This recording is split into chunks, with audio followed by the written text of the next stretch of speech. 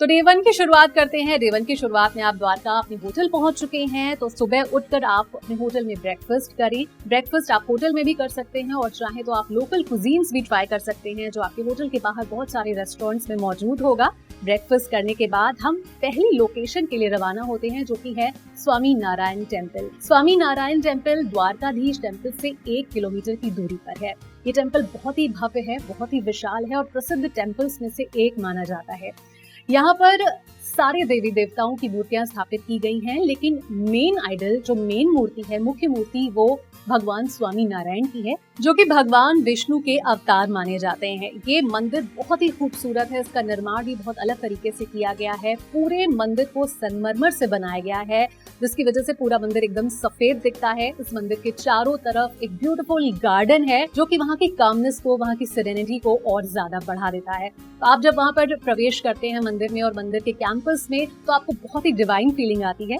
सुबह 5 बजे से शाम के 9 बजे तक ये मंदिर लोगों के लिए खुला है। तो स्वामी नारायण टेम्पल के दर्शन करने के बाद हम आपको आपकी सेकेंड लोकेशन पर लेकर चलते हैं, जो कि है भाड़केश्वर महादेव मंदिर। लगभग 5000 साल पहले ये शिवलिंग अपने आप प्रकट हुआ था, जिसे आज हम भाड़केश्वर महादेव मंदिर के नाम से जानते हैं।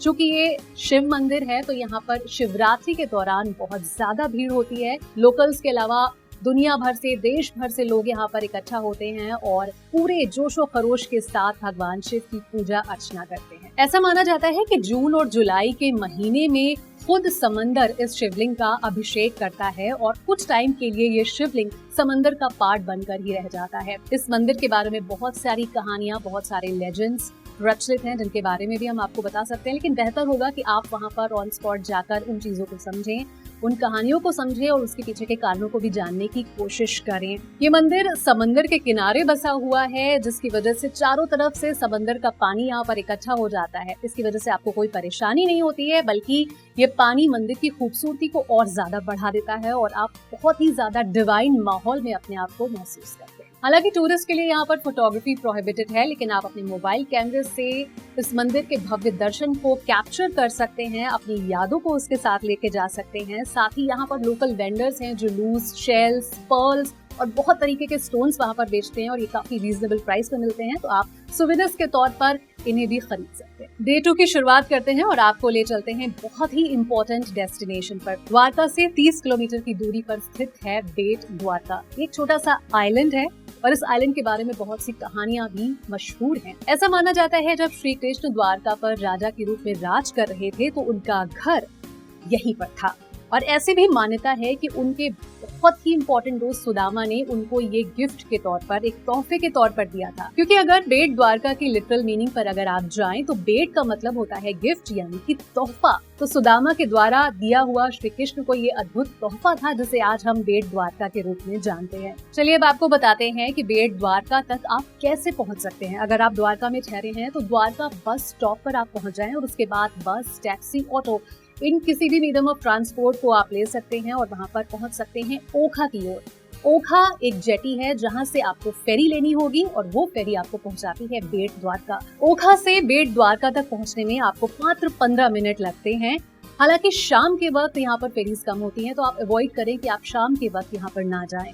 लौटते वक्त वहाँ पर एक बहुत ही फेमस द्वारकाधीश मार्केट है, जहाँ पर बहुत ही यूटिलिटी आइटम्स और सुवेनियर्स अवेलेबल होते हैं, तो आप शॉपिंग के मजे लीजिए। बेट आइलैंड को शंखोदर आइलैंड के नाम से भी जाना जाता है, क्योंकि यहाँ पर बहुत बड़ी संख्या में शंख मौजूद हैं, जिसकी वजह से इसका नाम शंखोदर आइलैंड पड़ा है। ये आइलैंड बहुत ही पीसफुल है, बहुत ही काम है।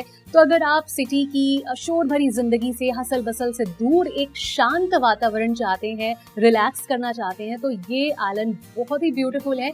यहाँ के बीचेस इतने काम है कि यहाँ से जाने का वापस आपको मन नहीं करेगा और यहाँ पर कई सारे बीच क्रूजेस भी ऑर्गेनाइज किए जाते हैं। तो अगर आप क्रूज पर जाना चाहते हैं, आइलैंड की जो लाइफ है वो जीना चाहते हैं, तो इन क्रूजेस पर आप जा सकते हैं और आइलैंड का मजा ले सकते हैं, आइलैंड की लाइफ का मजा ले सकते हैं। साथ ही यहाँ पर एक मरीन सैंक्चुरी भी है, तो अगर आप कोरल रीफ्स देखना चाहते हैं, समुद्री जीव जंतुओं को देखना चाहते हैं, डॉल्फिन्स हैं, क्रैब्स हैं, इन तमाम जानवरों को, इन तमाम सी एनिमल्स को आप देख सकते हैं इस मरीन सैंक्चुरी में। ये एक्सपीरियंस अपने आप में बहुत ही अद्भुत होता है, बहुत ही शानदार होता है, जो हमेशा आपके साथ आपकी यादों के जरिए जिंदा रहता है। इस आइलैंड में बहुत ही शांत एनवायरनमेंट है, बहुत ही शांत एटमॉस्फेयर है, इस वजह से ये मेडिटेशन के लिए बहुत अच्छी जगह हो जाता है। तो अगर आप मेडिटेट करना चाहते हैं तो इस आइलैंड में ज्यादा वक्त बिता सकते हैं। यहाँ पर बहुत सारी एक्टिविटीज भी होती हैं, like bird watching, kite flying, polo, इन तमाम एक्टिविटीज में भी आप इन्वॉल्व हो सकते हैं और खूब एंजॉय कर सकते हैं। हालांकि जब आप इस आइलैंड पे हैं तो कुछ खास बातों का आपको जरूर ध्यान रखना है, क्योंकि यहाँ पर इलेक्ट्रिसिटी और मोबाइल नेटवर्क के कुछ इश्यूज हो सकते हैं, तो आप उसके लिए तैयारी कर जरूर जाएं। बेट द्वारका से आगे बढ़ते हैं और चलते हैं अपनी नेक्स्ट लोकेशन की ओर, जो कि है नागेश्वर ज्योतिर्लिंग। ज्योतिर्लिंग भारत में हिंदुओं के लिए बहुत इंपॉर्टेंट माने जाते हैं। कुल 12 ज्योतिर्लिंग हैं इंडिया में और उन्हीं में से एक है नागेश्वर ज्योतिर्लिंग, जिन्हें स्वयंभू ज्योतिर्लिंग भी माना जाता है, यानी कि ये इनकी उत्पत्ति अपने आप हुई, स्वयंभू इसीलिए इन्हें कहा जाता है। तो ये बहुत इंपॉर्टेंट, बहुत ही रिलीजियस और सेक्रेट प्लेस है, जहाँ पर देश ही नहीं दुनिया के लोग, तमाम लोग यहाँ पर आते हैं और दर्शन करते हैं। इस मंदिर की खास बात ये है कि यहाँ पर शिव जी की बहुत ही विशाल, बहुत ही मैग्निफिसेंट स्टैचू लगाई गई है और ये प्रतिमा इतनी ऊंची है कि इसे आप 3 किलोमीटर दूरी से भी देख सकते हैं। करीब 125 फीट ऊंची है ये शिव जी की स्टैचू और 25 फीट चौड़ी है। तो बहुत ही मैग्निफिसेंट लगता है पूरा स्ट्रक्चर, जिसे आप देखते ही एकदम स्पीचलेस हो जाते हैं, स्पेलबाउंड हो जाते हैं और जो भी डिवाइन और काम माहौल है उसमें कहीं ना कहीं खो जाते हैं। मंदिर में जैसे ही आप प्रवेश करते हैं तो उससे पहले एक सभागार बनाया गया है, जहां पर प्रसाद वितरण की बहुत सी छोटी छोटी दुकानें हैं। तो वहां से आप जो पूजन सामग्री है वो ले सकते हैं, प्रसाद ग्रहण कर सकते हैं और अंदर मंदिर में प्रवेश कर अपने आराध्य की पूजा अर्चना कर सकते हैं। बहुत ही शांत माहौल होता है वहां पर, एक अलग ही डिवाइन फीलिंग आती है और आप उसे जरूर एक्सपीरियंस करें, जाएं वहां पर। मंदिर की टाइमिंग के बारे में भी हम आपको बता देते हैं। सुबह 5 बजे आरती के साथ ये मंदिर खुलता है, हालांकि भक्तों के लिए इसे 6 बजे खोला जाता है। 4 बजे यहाँ पर भक्तों के लिए श्रृंगार दर्शन का कार्यक्रम आयोजित होता है, तो इसे भी आप देख सकते हैं किस तरीके से उनका श्रृंगार किया जा रहा है और फिर रात के 9 बजे इस मंदिर को बंद कर दिया जाता है। हालांकि जब त्योहारों का समय होता है, फेस्टिवल्स ऑर्गेनाइज होते हैं, तो मंदिर काफी देर तक खुला रहता है, क्योंकि वहां पर लाखों की संख्या में डेवोटीज मौजूद होते हैं और उनकी कन्वीनियंस के लिए उसे काफी देर तक खोला जाता है। नागेश्वर ज्योतिर्लिंग के बारे में एक खास फीचर और भी है कि ये 12 ज्योतिर्लिंगों में सबसे पहला ज्योतिर्लिंग माना जाता है। शिव पुराण के अनुसार ये भारत का सबसे पुराना मंदिर भी है, तो बहुत सारी मान्यताएं इस ज्योतिर्लिंग के बारे में है। ऐसा भी कहते हैं जब आप इस ज्योतिर्लिंग का दर्शन करते हैं, वहां पर मौजूद होते हैं, तो दुनिया की तमाम नेगेटिविटी से, पॉइजन से ये आपको दूर कर देता है और आपको बहुत ही डिवाइन, सीरीन और काम फीलिंग होती है। चूंकि ये शिव जी का ज्योतिर्लिंग है, इसलिए सबसे इम्पोर्टेंट फेस्टिवल होता है यहाँ पर महाशिवरात्रि। भव्य आयोजन होता है इस ज्योतिर्लिंग और टेम्पल के बाहर यहाँ पर श्रृंगार किया जाता है, बहुत अच्छा डेकोरेशन होता है। तो अगर आप अपनी ट्रिप महाशिवरात्रि के दौरान प्लान करते हैं तो आप एक अलग ही आयोजन का हिस्सा बन सकते हैं। इसके अलावा भी यहाँ पर बहुत सारे फेस्टिवल सेलिब्रेट किए जाते हैं, लेकिन महाशिवरात्रि सबसे इम्पोर्टेंट फेस्टिवल। अगर आप द्वारका में अपनी विजिट प्लान करते हैं तो इन तमाम मंदिरों के दर्शन के बाद अगर आप द्वारकाधीश मंदिर के दर्शन नहीं करते हैं तो आपकी ट्रिप शायद इनकम्प्लीट मानी जाएगी। तो डे 3 की शुरुआत करते हैं वर्ल्ड फेमस द्वारकाधीश टेम्पल से, जहाँ पर दुनिया के कोने कोने से लोग इकट्ठा होते हैं। द्वारकाधीश टेम्पल गोमती नदी के तट पर बना है। गोमती नदी गंगा नदी की ही एक उपनदी मानी जाती है। ये भी माना जाता है कि गोमती नदी यहीं पर अरब सागर से मिलती है। अगर इस मंदिर के स्ट्रक्चर की बात करें तो बहुत ही अद्भुत स्ट्रक्चर है इस मंदिर का, जिसमें 5 मंजिला इमारत खड़ी की गई है, 72 पिलर्स हैं और इसका आर्किटेक्चर बहुत ही खूबसूरत है। इंडियन टेम्पल आर्किटेक्चर का एक बेजोड़ नमूना माना जाता है। मंदिर की चोटी पर एक फ्लैग यानी एक पताका हमेशा मौजूद रहती है, जिसे दिन में 5 बार बदला जाता है, जो कि सूर्य और चंद्रमा को डिनोट करती है।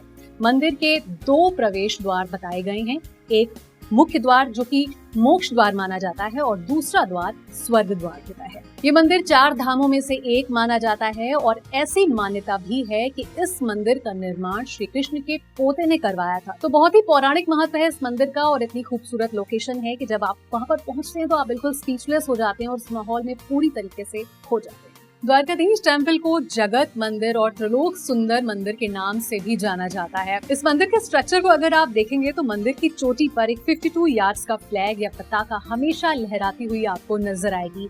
इस फ्लैग को दिन में 5 बार चेंज किया जाता है, 3 बार सुबह और 2 बार शाम को। इस फ्लैग की अगर डिजाइन पर आप गौर करें तो इसमें सन और मून दिखाए गए हैं और ऐसी मान्यता है कि जब तक इस फ्लैग पर, इस मंदिर पर सूर्य और चंद्रमा का वास रहेगा, श्री कृष्ण भी इस मंदिर में विराजमान रहेंगे। और यही वजह है कि इस वजह से इसे दिन में 5 बार चेंज किया जाता है। द्वारकाधीश टेम्पल जाने के लिए आपको बहुत सारे साधन मिल जाएंगे। द्वारका स्टेशन से या बस डिपो से आप वहां से बस ले सकते हैं, कैब्स और टैक्सीज ले सकते हैं, ऑटो से भी वहां पर पहुंच सकते हैं। अब बताते हैं कि आपको मंदिर में आरती की क्या टाइमिंग है, ताकि अपना जो आप ट्रैवल प्लान करें, ट्रिप प्लान करें, और अगर आप आरती में शामिल होना चाहते हैं तो उसके अकॉर्डिंग आप अपनी ट्रिप प्लान कर सकते हैं। सुबह 2 बार आरती का आयोजन किया जाता है, सुबह 7 बजे और फिर 10:30 बजे, और शाम के वक्त 7:30 और 8:30 पर इन आरतियों का आयोजन होता है। तो अगर आप संध्या आरती में या सुबह की आरती में शामिल होना चाहते हैं तो अपनी ट्रिप उसी अकॉर्डिंग प्लान कर सकते हैं। अगर आप द्वारकाधीश टेम्पल के दर्शन करने के लिए जाते हैं तो वहां पर कुछ ही दूरी पर स्थित है गोमती घाट। गोमती घाट के दर्शन करना ना भूलें,